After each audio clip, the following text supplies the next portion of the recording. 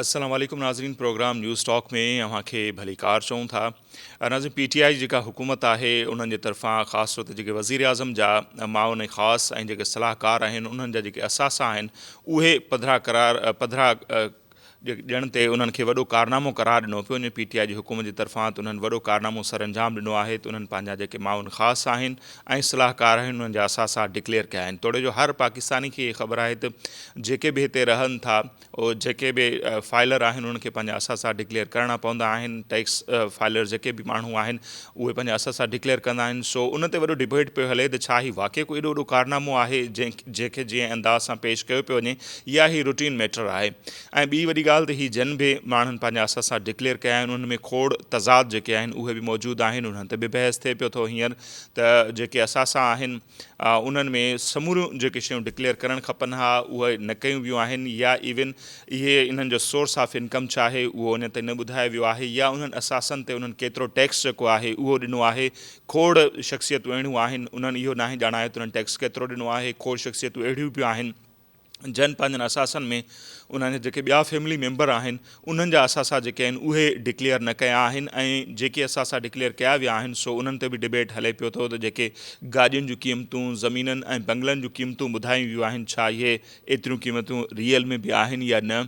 ऐं उनखां वॾी ॻाल्हि जेका आहे त जन बि माण्हुनि जा असासा डिक्लेयर थिया आहिनि। ख़ासि तौर ते जेके 15 माउन ख़ासि या एडवाइज़र आहिनि वज़ीर आज़म साहिब जा, उन्हनि मां 7 अहिड़ा आहिनि जन वटि त ड्यूल नेशनलिटी आहे, यानी हू पाकिस्तान खां सवाइ ॿियनि मुल्कनि जा जेके आहिनि शहरी बि आहिनि ऐं उन्हनि जी उतां जी शहरियत बि उन्हनि वटि आहे, या मुस्तक़िल तौर ते उन्हनि जी रिहाइशी उन्हनि पाकिस्तान खां ॿाहिरि वारा जेके मुल्क आहिनि उतां जी आहे। सो उन ते अपोज़िशन तरफ़ां तमामु घणी तनक़ीद कई पई वई हुकूमत ते।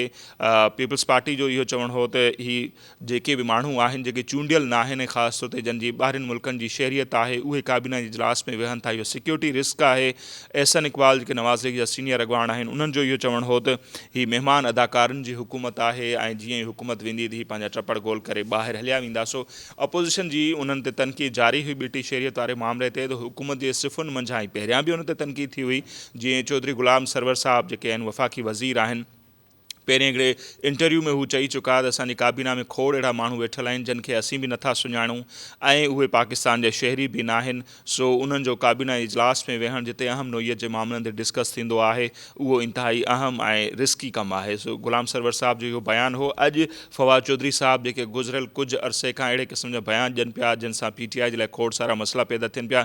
अॼु फवाद चौधरी साहब जो बि इहो वफ़ाक़ी वज़ीर बि आहिनि साइंस ऐं टेक्नोलॉजी जा, उन्हनि जो इहो बयानु साम्हूं आयो आहे त ॿिटी शहरियत वारा जेके माण्हू आहिनि, सुप्रीम कोर्ट जो इहो फ़ैसिलो आहे त उहे असेंबली जा मेंबर नथा थी सघनि, त पोइ उहे जेके आहिनि उहे काबीना जे इजलास में कीअं वेही सघनि था, या उन्हनि खे वज़ारतूं कीअं ॾिनियूं वियूं आहिनि जेके पोर्टफोलियो घणनि खे मिलियल आहिनि। सो उन्हनि चवणु आहे पार्लियामानी निज़ाम में ग़ैर चूंडियल, ग़ैर मुंतख़िब जेके आहिनि, ग़ैर चूंडियल जेके माण्हू आहिनि उहे फ़ैसिला साज़ी जो हक़ु उहे माण्हू नथा रखनि। सो इहो फवाद चौधरी साहब जो बयानु आहे। अपोज़िशन जो मौक़िफ़ त पंहिंजी जॻह ते खणी आहे, पर ख़ुदि PTI जे सिफ़ुनि मंझां ई उन ॻाल्हि ते तनक़ीद थिए पई थी 22 करोड़ माण्हुनि जो जेको मुल्क आहे उन्हनि में छा अहिड़ा 22 या 20 माण्हू बि कोन था मिलनि नए पाकिस्तान जी दावा कंदड़ वज़ीर आज़म इमरान ख़ान साहिब खे, जन खे हू पंहिंजी काबीना में शामिलु करे, छाकाणि त खोड़ अहिड़ा माण्हू आहिनि जेके ड्यूल नेशनलिटी वारा आहिनि, उन्हनि खे खयों वियो आहे। सो उन ते तनक़ीद हले पई। अॼु जे प्रोग्राम में पाण उन ते ॻाल्हि ॿोल कंदासीं। गॾोगॾु असीं अॼु पंहिंजे प्रोग्राम में उन ते बि ॻाल्हि ॿोल कंदासीं त अपोज़िशन जो जेको डिघे अरसे खां इहे ॻाल्हियूं हलियूं पियूं त उहे जल्द ऑल पार्टीज़ कॉन्फ्रेंस कोठाईंदा। बिलाल भुट्टो ज़रदारी इहा दावा हुई। शहबाज शरीफ़ साहब जे सिहतयाब थियण जो इंतज़ारु कयो पियो वियो,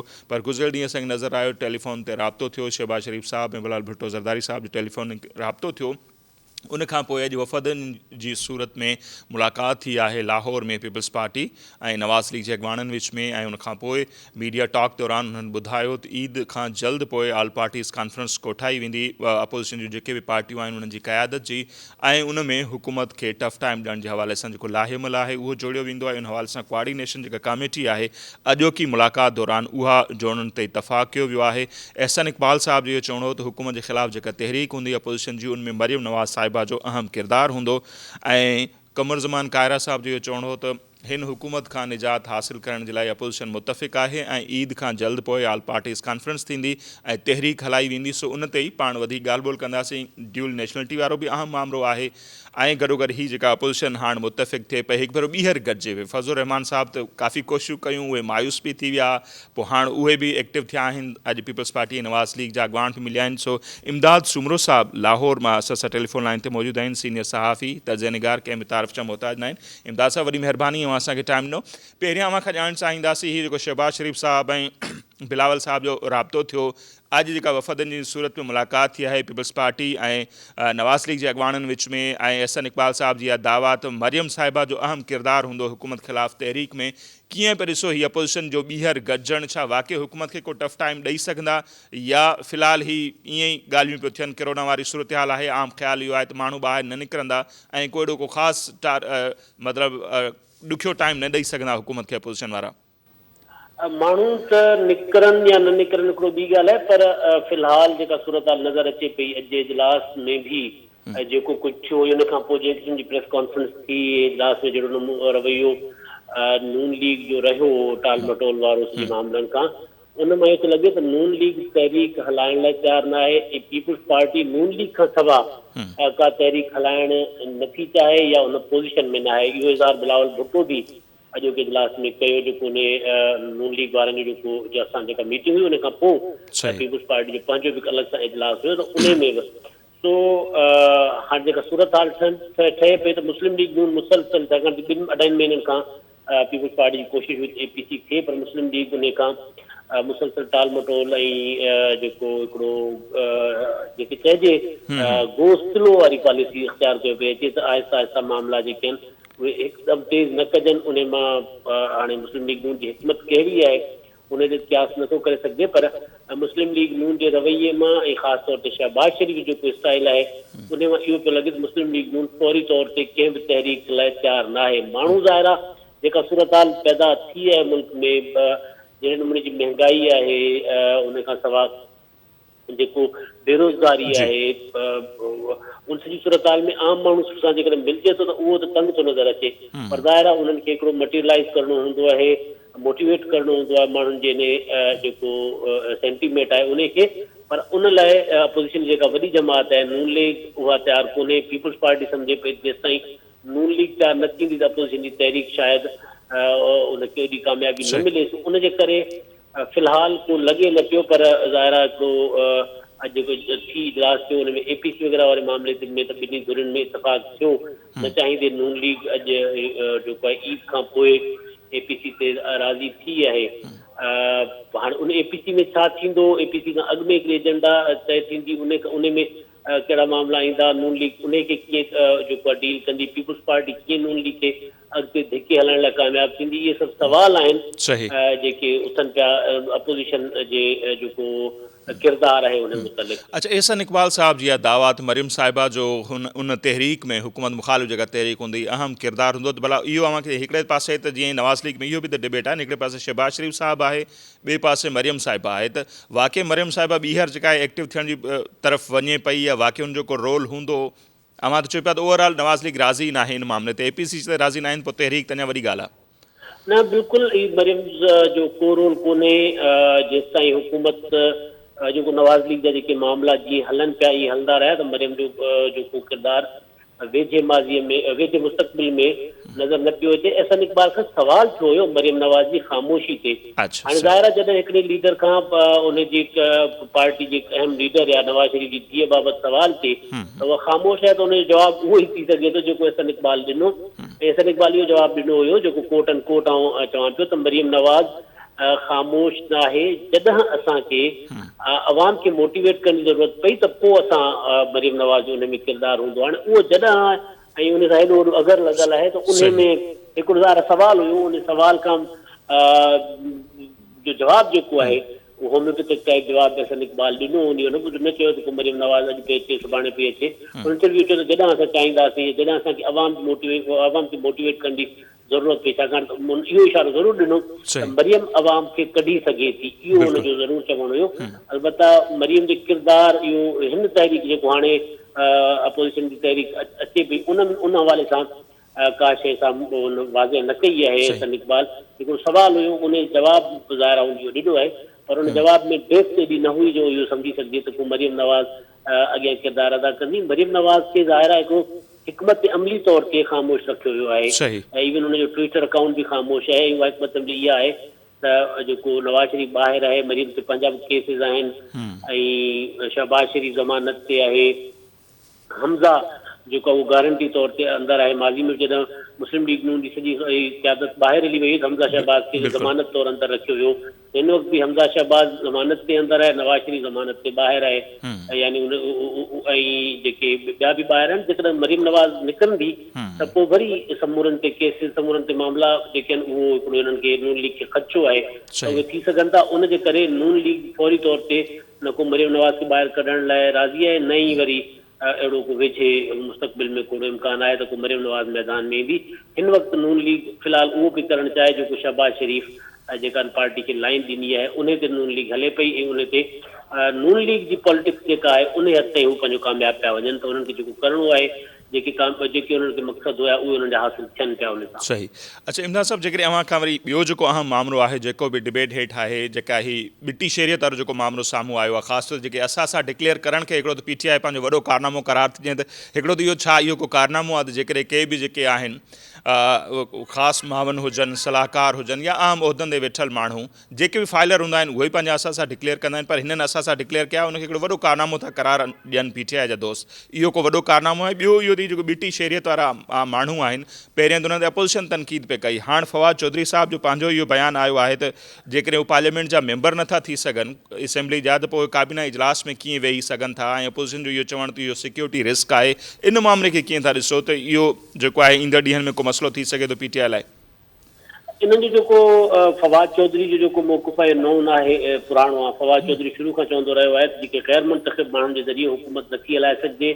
हुन बल्कि हिकु ॿ दफ़ो इहो बि चयो हुयो त जेके मसइला आहिनि, जेका PTI जी हुकूमत जी परफॉर्मेंस ते जेके सवाल आहिनि, उन जे करे आहिनि त ग़ैर मुंतख़िब माण्हू वधीक उन में हुकूमत जी जेकी फ़ैसिला साज़ी में शामिल आहिनि। फवाद जो मौक़िफ़ पुराणो आहे। फवाद खे मौक़ो मिलियो आहे, ज़ाहिर सियाणो माण्हू आहे, हुनखे जॾहिं बि को मौक़ो मिलंदो आहे छको हणण का इनकार न कंदो आहे, नाहे कतराईंदो।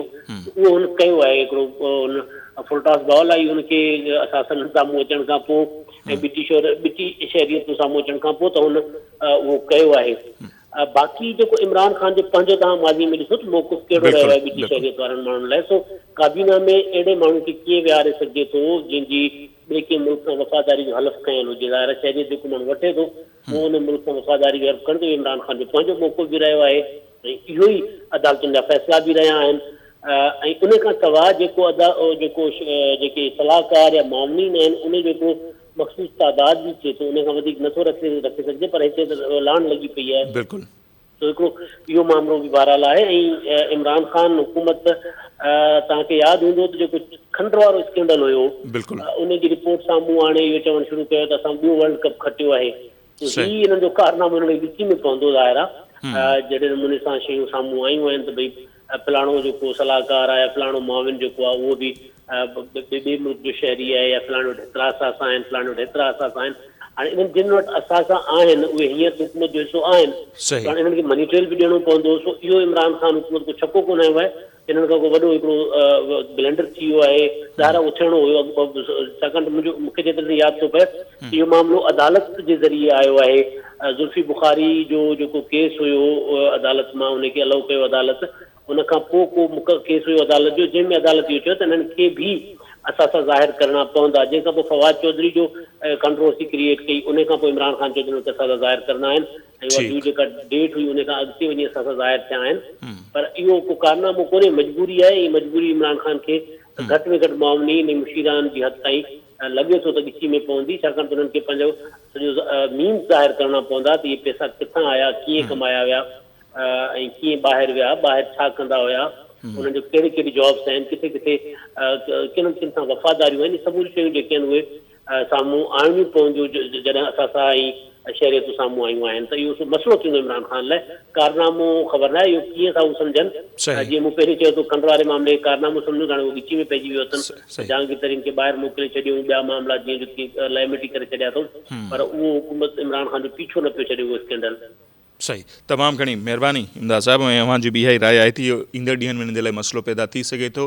ऐं फवाद चौधरी खां अॻु में जेके ॾिसूं त जेके ग़ुलाम सरवर साहिबु आहिनि, हवाबाज़ी जे हवाले सां जेके वज़ीर बि रहिया, उन्हनि जो बि इहो ई बयानु हो त काबीना में खोड़ अहिड़ा माण्हू वेठल आहिनि जेके जिन खे असीं बि नथा सुञाणूं, ऐं ज़ाहिर आहे उन्हनि जा समूरा जेके मफ़ाद आहिनि उहे पाकिस्तान खां ॿाहिरि आहिनि, ऐं अहिड़नि माण्हुनि जो हुजणु जेको आहे उन्हनि ते उन्हनि ख़दशनि जो इज़हार कयो हो। ज़ो उन ते ई पाण वधीक बि ॻाल्हि ॿोल कंदासीं। मिर्ज़ा इश्तियाक बेग साहिबु जेके आहिनि उहे असां सां टेलीफोन लाइन ते मौजूदु आहिनि, उन्हनि सां बि असीं ॻाल्हि कंदासीं। ड्यूल नेशनलिटी जेका आहे उन ते बि ॻाल्हि ॿोल कंदासीं, ऐं गॾोगॾु अपोजिशन जो मुतफ़िक़ हिकु भेरो ॿीहर मुतहद थियण उन ते भी गाल बोल करना। मिर्ज़ा साहब बहुत शुक्रिया आपका, आपने हमें टाइम दिया। ये किस तरह देखते हैं पाकिस्तान के हवाले से ये जो दावा थी खान साहब की कि हम नया पाकिस्तान बना रहे हैं, और नया पाकिस्तान जो बना रहे हैं उनके लिए पाकिस्तान में से उनको कोई लोग नहीं मिल रहे हैं, और मोस्टली जो हैं जो ड्यूल नेशनलिटी वाले जो बंदे रखे हुए हैं काबीना में, एक तो सुप्रीम कोर्ट का फैसला मौजूद है कि ड्यूल नेशनलिटी वाले जो भी हैं वो असम्बली के मेंबर नहीं हो सकते। अगर मेंबर नहीं हो सकते तो वो काबीना में किस तरह बैठ सकते हैं, उनके पास अहम जो हैं वो पोर्टफोलियो भी हैं। तो इस मामले को नवाज लीग का मौक़िफ़ तो है, नवाज लीग का ये कहना है कि मेहमान अदाकार हैं, हुकूमत ख़त्म होगी तो ये चले जाएंगे। तो ये मेहमान अदाकार रिस्क कितना है इस मुल्क के लिए, आप क्या समझते हैं? बड़ी अच्छी बात कही है। मैं आपको एक चीज़ बतलाऊं कि इससे पहले भी पाकिस्तान की तारीख रही है कि इस तरह के जो भी लोग आए हैं, जब उन्होंने अपना टर्म खत्म किया वो अपना बैग और सूटकेस पैक करके चले गए, और उसके बाद कभी वो पाकिस्तान के पास वापस भी नहीं आए। मैं शौकत अजीज साहब का जिक्र कर रहा हूँ, इससे पहले एक और प्राइम मिनिस्टर्स भी जिनको बाहर से इम्पोर्ट किया गया था। देखिए, ये एलियंस जो आते हैं इनकी कोई लॉयल्टी हमारे कंट्री के साथ नहीं होती, बल्कि ये क्या करते हैं कि IMF, वर्ल्ड बैंक और दूसरे ममालिक के जो एजेंडास होते हैं उनके साथ आते हैं, और ये कभी भी इनकी लॉयल्टी है उनके साथ नहीं होती है। इमरान खान साहब हमेशा ये कहते रहे हैं और बड़े वाज़ेह अल्फाज में ही कहते रहे हैं कि जी ऐसे लोगों को बिल्कुल जगह नहीं मिलनी चाहिए। तो किस तरीके से उनकी कैबिनेट में 7 मेंबर्स जो हैं वो बैठे हुए हैं जिनके पास ड्यूल नेशनलिटी है या उनके पास परमानेंट रेसिडेंट है। मतलब मेरे ख्याल से वक्त आ गया है कि वो इसके ऊपर करके बतलाएं कि जो वो कह रहे थे आज वो करके दिखाएं, तो नहीं तो मुझे लगेगा कि ये एक और यू टर्न जो है हुकूमत का होगा। और ये देखिए, मुल्क के अंदर इस वक्त बेतहाशा महंगाई आ रही है, इन्हीं लोगों की एडवाइजेस से जो ये एडवाइस जो है हुकूमत को दे रहे हैं। और आप देख रहे हैं कि बिजली के प्राइसेस, आप देख रहे हैं गैस के प्राइसेस, आप हर एक के मफादात हैं इन लोगों के। ना सिर्फ इनके पास ड्यूल नेशनलिटीज हैं, इनके पास परमानेंट रेसिडेंस हैं, बल्कि इनके मफादात भी जो हैं वो भी हैं, अपने मफादात हैं इसके अंदर। तो मेरे ख्याल से PTI के ऊपर इस वक्त बहुत ज्यादा प्रेशर है, और इमरान साहब को ये करना पड़ेगा कि ये नहीं कर सकते कि अगर किसी और की हुकूमत में, पीपल्स पार्टी की या नून की हुकूमत में किसी के पास अकामा है तो उसको तो आप क्रिटिसाइज करें, मगर अपने साथ लोगों को कैबिनेट में बिठा के और आप जो हैं वो मुल्क की तकदीर के फैसले करें। ना सिर्फ अकामा, लेकिन उसके अलावा उनसे मनी ट्रेल पूछी जाती है। इनमें से बहुत सारे लोगों ने जिन्होंने असासे डिक्लेयर किए हैं, टैक्स कितना दिया हुआ है कुछ नहीं पता, मनी ट्रेल क्या है, असासे बनाए कैसे वो नहीं पता। अच्छा, दुनिया में कोई ऐसी मिसाल है, हम अपने लोगों को समझाएं अगर, कि कोई बंदा हो ड्यूल नेशनलिटी वाला हो, उसके बच्चे बाहर रहते हों, उसके असासे बाहर हों, लेकिन वो आके किसी दूसरे मुल्क का मिनिस्टर बन जाए, ये मिसाल आपको पाकिस्तान के अलावा कहीं नज़र आती है इस तरह की? सर देखिए, पाकिस्तान में सुप्रीम कोर्ट ने भी इसके ऊपर डिसीजंस दिए हुए हैं। मुझे इंडिया में भी, और इंडिया में तो ये सबसे बड़ी ये चीज है कि आप ड्यूल नेशनलिटी रख ही नहीं सकते। अगर किसी भी मुल्क की आप नेशनलिटी लेते हैं, जैसे अमेरिकन के पास है तो उसको सिलेंडर करना पड़ता है अपनी इंडियन नेशनलिटी। इसी तरह और किसी मुल्क के अंदर, मुझे नहीं मालूम, हमारे खत्ते के मैं ममालिक की बात कर रहा हूँ, चाइना की या किसी और जगह की, पाकिस्तान वाहिद मुल्क है कि ये लोग क्या नाम अपनी दोस्तियां निभा के, अपने डोनेशंस दे के करा के आते हैं यहाँ पे, 5 साल एंजॉय करते हैं, माल बनाते हैं और फिर मुल्क से चले जाते हैं। शौकत अजीज साहब के बारे में तो ये भी कहा गया कि वो जनाब यहाँ पे उनके बच्चे की डेथ हुई तो उसको भी दफनाने के लिए उन्होंने प्रिपेयर किया कि उसको यूके के अंदर ही दफना दिया जाए, और उसको भी वो लेके यहाँ पे नहीं आए। ना इन लोगों के बुजुर्गों की कब्रें हैं पाकिस्तान के अंदर, ना इनकी कुछ लॉयल्टी है, ना कुछ है, और चले जाते हैं और बाद में मशरूम की तरह बाद में फिर ये आ जाते हैं। صحیح. اچھا مرزا صاحب، آخر میں آپ سے جاننا چاہیں گے یہ جو رابطے ہو رہے ہیں پیپلز پارٹی اور نون لیگ کے درمیان، آج وفد کے لیول پر ملاقات بھی ہوئی، آل پارٹیز کانفرنس کے حوالے سے بھی آج بتایا گیا کہ عید کے فوراً بعد ہوگی، تو کس طرح ہم سمجھیں یا عام لوگ سمجھیں کہ جو آل پارٹیز کانفرنس ہوگی کیا وہ حکومت کو ٹف ٹائم دینے کے لیے ہوگی، کوئی تحریک چلے گی، یا اس آل پارٹیز کانفرنس کی کیا ایجنڈا لوگ سمجھیں کہ کیا ہوگی؟ دیکھیے اس وقت حالات اتنے زیادہ امتیاز صاحب خراب ہو گئے ہیں اور تباہی کی طرف جا رہے ہیں، اور اتنی زیادہ معیشت جو ہے وہ خراب ہو گئی ہے کہ اب آنے والی بھی کسی پارٹی کے لیے یہ اتنا آسان نہیں ہوگا کہ وہ آتے کے ساتھ ہی ملک کے حالات کو بہتر کر دے، اور پارٹیز کے اوپر بہت زیادہ پریشر بھی پڑ رہا ہے، انتقامی کارروائیاں بھی ہو رہی ہیں. آپ دیکھ رہے ہیں کہ کس طریقے سے ایسے حالات میں جب ملک معیشت کی پرابلم ہے، کووڈ-19 کا بھی وہ ہو رہا ہے، اس کے باوجود بھی آپ لوگوں کو نیب کے ساتھ مل کے انتقامی کارروائیوں کا حصہ بنا رہے ہیں. تو میرے خیال سے بڑی ضروری ہے کہ اپوزیشن جو ہے وہ سر جھکا کے بیٹھے اور اس کا ایک حل نکالے کہ اس کا حل کیا ہے. اگر ان کو 5 سال حکومت کرنے دی جائے گی تو آپ کو میں بتلا رہا ہوں کہ ملک جو ہے وہ ڈیفالٹ کر جائے گا. آلریڈی ہماری معیشت جو ہے وہ بہت ہی زیادہ پرابلمس کے اندر ہے. صحیح. بہت شکریہ آپ کا مرزا اشتاق بیگ صاحب، آپ نے ہمیں ٹائم دیا. نامیارہ معاشی ماہر آہن ऐं नवाज़ लीग जा अॻवान आहिनि मिर्ज़ा साहब. हुन जो मौक़िफ़ जो साम्हूं आहे त मुल्क जूं माशी हालतूं छा आहिनि, या जेको ही कुझु थिए पियो हींअर ड्यूल नेशनलिटी वारो मामिलो हुजे या अपोज़िशन जो जेको गॾिजणु आहे, सो उन ते पाण ॻाल्हि ॿोल कईसीं. ब्रेक जो वक़्तु थियो आहे, ब्रेक वठूं था ऐं पाण वधीक अञा उन ते तफ़सीलन ॻाल्हि ॿोल कंदासीं. वठंदो आहे मुख़्तसर ब्रेक.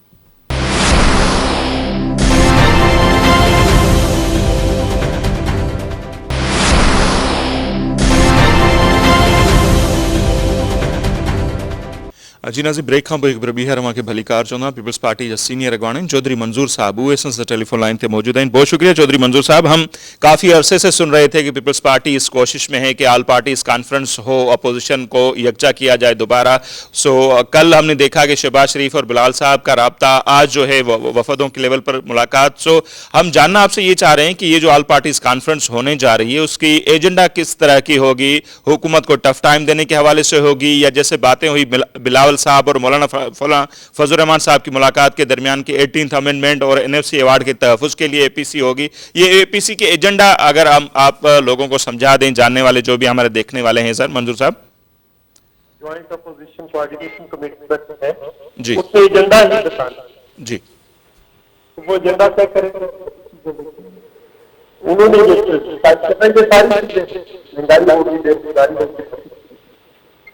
अच्छा वो एजेंडा तश्कील देगी, वो जो आपने कमेटी बनाई है.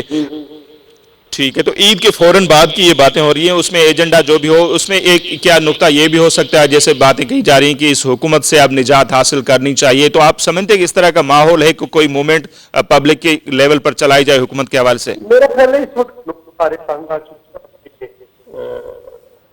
ताउन है, इनसे जान छुड़ा जी, और ये अपनी फैसला को, तो इसके लिए पाकिस्तान की बाकी तो इन हाउस तब्दीली के हवाले से पीपल्स पार्टी के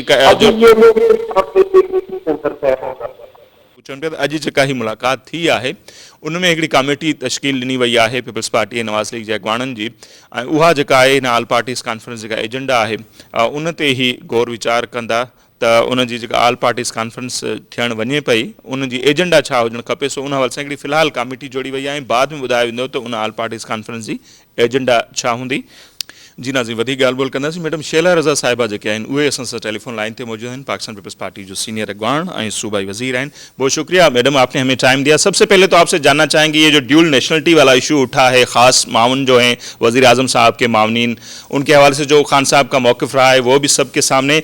पाकिस्तान पीपल्स पार्टी ने तो इसको कह दिया कि सिक्योरिटी रिस्क हैं, इस तरह के लोग जो हैं कैबिनेट में बैठते हैं, और आज आपकी मुलाकात हुई है नवाज़ लीग की क़यादत से, आपकी लीडरान की APC की भी बातें चल रही हैं. तो समझना आपसे ये चाह रहे हैं कि सिक्योरिटी रिस्क जो बन गई है हुकूमत और इनसे निजात भी ज़रूरी है, तो अपोजिशन क्या सोच रही है इससे निजात दिलाने के लिए लोगों को?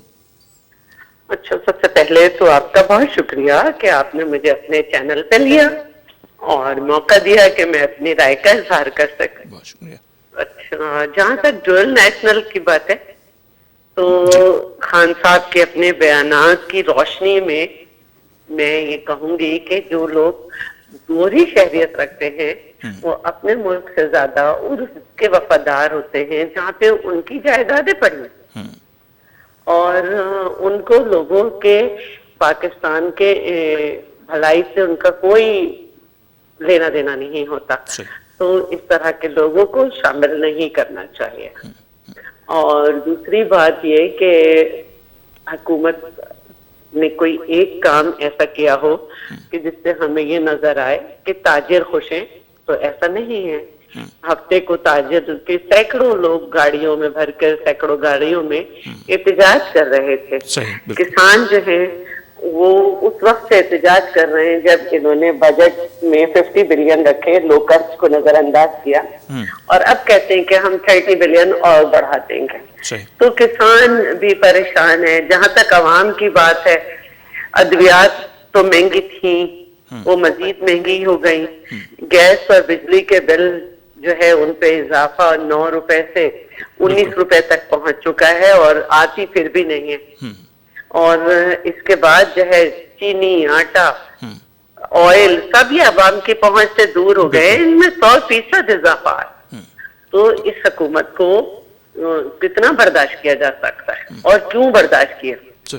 تو یہ وہ باتیں ہیں جس کی وجہ سے اپوزیشن پارٹیز جو ہیں وہ ایک پلیٹ فارم پہ جمع ہو رہی ہیں اور ایک لاہے عمل کو فائنلائز کر رہی ہیں. صحیح. اچھا، یہی باتیں جو آپ نے ایشوز گنوائی، میں بھی آپ سے یہی سوال کرنا چاہ رہا تھا. آپ نے تو گنوا دیا، اچھی بات ہے. یہی سارے ایشو ہیں، اور ان سارے ایشو میں سے پھر اپوزیشن کی طرف ہی عوام دیکھ رہے ہیں کہ اب اپوزیشن کیا کردار ادا کریے، وہ ان کی نمائندگی کر رہی ہے یا نہیں کر رہی. تو اس حوالے سے ہی سمجھنا چاہنے کہ یہ جو آل پارٹیز کانفرنس ہوگی اس میں کوئی اس طرح کی ایجنڈا ہوگی کہ اس حکومت سے کیسے نجات دلائی جائے لوگوں کو، ملک کو، کوئی تحریک چلائی جائے، یا ان ہاؤس تبدیلی کے حوالے سے کچھ ہو سکتا ہے. دیکھیے، بات تو یہ ہے کہ پیپلز پارٹی نے تو اپنے ایجنڈے کا ایک طریقے سے اعلان کر دیا کہ چیئرمین بلاول نے کہا کہ ہم سڑکوں پر آئیں گے. صحیح. اور جہاں تک پارلیمنٹ کی بات ہے، واحد پارٹی ہے جو پارلیمنٹ میں اپنا کردار ادا کر رہی ہے. بجٹ کے اوپر بھی، چاہے تنخواہ بڑھانے کا معاملہ ہو، چاہے صحت کے اوپر، چاہے وہ سب پر چیئرمین بلاول کی بہت ہی ایک جامع تقریر تھی، اور جس میں بڑے عوام کی طرف سے مطالبات رکھے گئے. صحیح. تو پارلیمنٹ میں ہم نے اپنا کردار ادا کیا، حکومت کی اتحادیوں سے بھی بات کی اور اپوزیشن پارٹی سے بھی بات کی. اس کے نتیجے میں آپ نے دیکھا کہ JUI سندھ نے جب APC کی تو متحدہ اور کیو لیگ ہمارے ساتھ بیٹھی. صحیح، بالکل. اب وقت آ گیا ہے کہ ہم ایک گرینڈ جو ہے وہ میٹنگ رکھیں اور لاہے عامہ جو ہے وہ دیکھیں کہ کیا نکل کے آتا ہے، اور اس کے بعد اپنے عوام کے ساتھ مل کر جو ہے وہ تحریک چلائے. صحیح. اچھا، آخر میں مختصر میرا سوال، قاہرہ صاحب کا بیان یقیناً آپ کی نظر سے گزرا ہوگا 4 دن پہلے کہ اگر سلیکٹر جو لانے والے ہیں خان صاحب کو، اگر وہ پیچھے ہٹ جائیں تو ہم ان ہاؤس تبدیلی کے حوالے سے بھی کچھ کر سکتے ہیں یا کوئی بڑی تحریک بھی. تو اپوزیشن کیا اس کا ویٹ کر رہی ہے کہ سلیکٹر پیچھے ہٹیں پھر ہم کچھ کریں؟ دیکھیں، یہ ایک مشورہ ہے، ادروائز تو ہم یہ بات کر ہی چکے ہیں. اور اگر اسی طرح سے ملک چلنا ہے تو اس طرح کی سلیکٹڈ حکومت اتنے سپورٹ کے بعد کہ خان صاحب خود اپنے منہ سے کہتے ہیں کہ ہمارے ساتھ ساری طاقتیں ایک پیج میں، اگر وہ ڈیلیور نہیں کر سکی ہے تو اس کا مطلب ہے سلیکٹر بھی ناکام ہو گئے. تو سلیکٹر سے تھوڑا ہم اگر سمجھنا چاہیں، ایک طرف تو ہم دیکھتے ہیں ایک سلیکٹر جس کی طرف اشارہ، دوسری بات اگر ہم دیکھتے ہیں بلاول صاحب چیلنج کرتے ہیں خان صاحب کو تو دھمکی دیتے ہیں کوئی اور، مطلب تحریک طالبان کی طرف سے آ جاتی ہے. تو ان کے سلیکٹر ہیں کون؟ تھوڑے لوگ کچھ کنفیوز بھی ہو جاتے ہیں کبھی کبھی. لوگ بالکل کنفیوز نہیں ہیں، لوگ حیران ہیں کہ انہیں کس کو ووٹ ڈالے تھے اور کیا نکل آیا. کوئی ایک وعدہ خان صاحب نے جو پورا کیا ہو وہ بتائے. ہاں، جہاں تک بات ہے تحریک طالبان کی طرف دھمکی کی، تو وہ ہمارے دوست کبھی نہیں ہو سکتے. جنہوں نے ہماری لیڈر کو شہید کیا، جنہوں نے ہمارے اتنے شہریوں اور فوجیوں کو شہید کیا، جنہوں نے بچوں تک کو نہیں چھوڑا، تو وہ پیپلز پارٹی اور پیپلز پارٹی کے لیڈر کے دوست تو کبھی بھی نہیں ہو سکتے، کیونکہ ہم پہلے دن سے دہشت گردی کے ساتھ ساتھ دہشت گردوں کے بھی خلاف. بالکل بالکل. तो नहीं, इस समय ना यही चाह रहे थे ना कि खान साहब को चैलेंज करते हैं बिलावल साहब और धमकी कहीं और की तरफ से आ जाती है, तो आपके तो नहीं, लेकिन ये क्या मामलात हैं कि चैलेंज करते हैं यही मामलात हैं कि खान साहब जो हैं बेबस होकर असेंबली में उनको आवाज दे रहे हैं कि हम दहशतगर्दों तुम्हें शहीद समझते हैं। सही, बिल्कुल। बहुत शुक्रिया मैडम, आपने हमें टाइम दिया।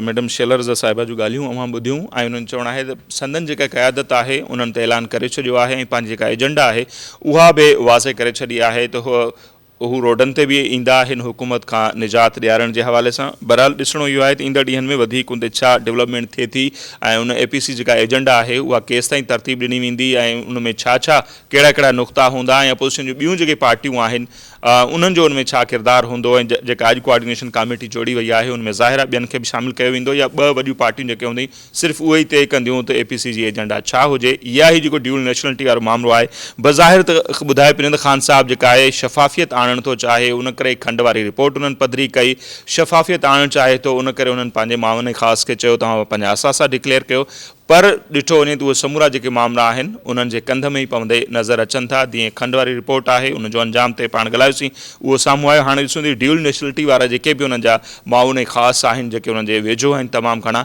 उन ते ख़ान साहब छा पंहिंजे पुराणे मौक़िफ़ ते बीहे थो या जेको अॼु जो उन्हनि ते उन्हनि जी पार्टी जे अंदरां बि आवाज़ु अचे पियो अपोज़िशन तरफ़ां उन ते को ध्यानु ॾिए पियो या उन सिलसिले खे हू कंटिन्यू कंदा। सो पाण वधीक ॻाल्हि ॿोल कंदासीं उन ते ई, पर अॼोके प्रोग्राम मां खां वठूं था इजाज़त। अलाह निगहबान।